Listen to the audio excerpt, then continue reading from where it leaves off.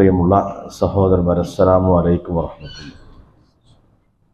ഇമാം ബൈഹഖിയും മറ്റും ഉദ്ധരിച്ച ഹദീസിൽ മഹാനായ സ്വഹാബി അനസ് ബിൻ മാലിക് റളിയല്ലാഹു അൻഹു ഒരു സംഭവം ഉദ്ധരിക്കുന്നുണ്ട്.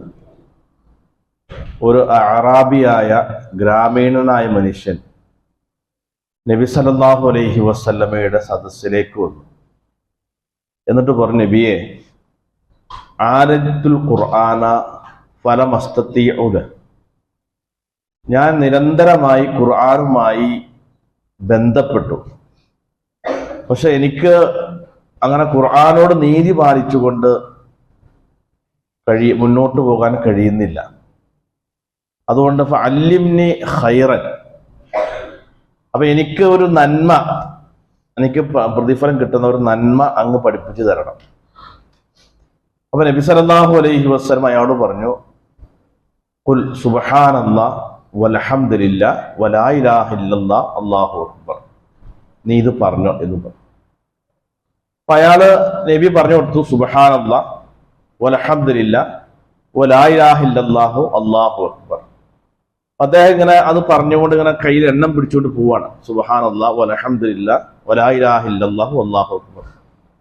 ആ പോയ ആ മനുഷ്യൻ തിരിച്ചു വന്നിട്ട് പറഞ്ഞു, നബിയെ, എനിക്ക് ഗുണം കിട്ടുന്ന കാര്യം പറഞ്ഞു തരാനാണ് ഞാൻ ആവശ്യപ്പെട്ടത്. ഈ താങ്കൾ പറഞ്ഞ 4 എണ്ണവും ഹാദാലില്ല ഫമാലി, ഇത് 4 അല്ലാഹ്ക്കാണുള്ള, എനിക്കെന്താ ഇതിനുള്ളത്? സുബ്ഹാനല്ലാഹ് എന്ന് പറഞ്ഞാൽ അള്ളാഹു പരിശുദ്ധൻ, അല്ലാഹു അക്ബർ എന്ന് പറഞ്ഞാൽ അള്ളാഹു വലിയവൻ, ലാ ഇലാഹ ഇല്ലല്ലാഹു എന്ന് പറഞ്ഞാലും അള്ളാഹുവിനാണ്, അല്ലാഹു അക്ബർ എന്ന് പറഞ്ഞാലും ഒക്കെ അത് അല്ലാഹ്ക്കാണല്ലോ, എനിക്കെന്താ ഉള്ളതെന്ന് ചോദിച്ചു.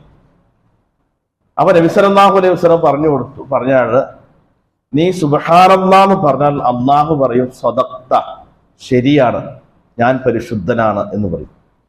വൽഹംദുലില്ലാഹ് എന്ന് പറഞ്ഞാലും അള്ളാഹ് നിന്നോട് പറയും സദഖ്ത, അതും ശരിയാണ്. വലാ ഇലാഹ ഇല്ലല്ലാഹ് എന്ന് പറയുമ്പോഴും അള്ളാഹ് പറയും സദഖ്ത, അതും ശരിയാണ്. വല്ലാഹു അക്ബർ എന്ന് പറയുമ്പോഴും അള്ളാഹ് നിന്നോട് പറയും ശരിയാണ് എന്ന്. അപ്പൊ ഈ മനുഷ്യന്റെ എനിക്ക് കിട്ടുന്ന എന്തിനു പറയാനാണ് പറഞ്ഞത്. അപ്പൊ നബി പറഞ്ഞു, നീ ഇതോടൊപ്പം ഇനി പറയുന്നത് കൂടി പറയണം. അല്ലാഹുമ്മ ഗഫിർലി, അല്ലാഹുവേ നീ എനിക്ക് പുറത്തു തരണം. അല്ലാഹുമ്മ റഹംനി, അല്ലാഹുവേ എന്നോട് നീ കരുണ ചെയ്യണം. അല്ലാഹുമ്മ റുസുഖ്നി, അല്ലാഹുവേ നീ എനിക്ക് റിസ്കിനെ തരണം എന്നത് കൂട്ടി നീ കൂട്ടിച്ചേർത്തോ. അപ്പൊ ചോദിച്ചു, അങ്ങനെ ഞാൻ പറഞ്ഞാലോ? അപ്പൊ നബി പറഞ്ഞു കൊടുത്തു, അല്ലാഹുമ്മ ഗഫിർലി എന്ന് നീ പറഞ്ഞാൽ അല്ലാഹ് പറയും ഖദ് ഫഅൽതു, നീ എന്നോട് ചോദിച്ചത് എനിക്ക് പുറത്തു തരാനല്ലേ, ഞാൻ അത് ചെയ്തു. രണ്ടാമത് അല്ലാഹുമ്മ റഹംനി, നീ എന്നോട് കരുണ ചെയ്യണമെന്നാണ് ചോദിച്ചത്, ഖദ് ഫഅൽതു, ഞാൻ അതും ചെയ്തു നിനക്ക് വേണ്ടി.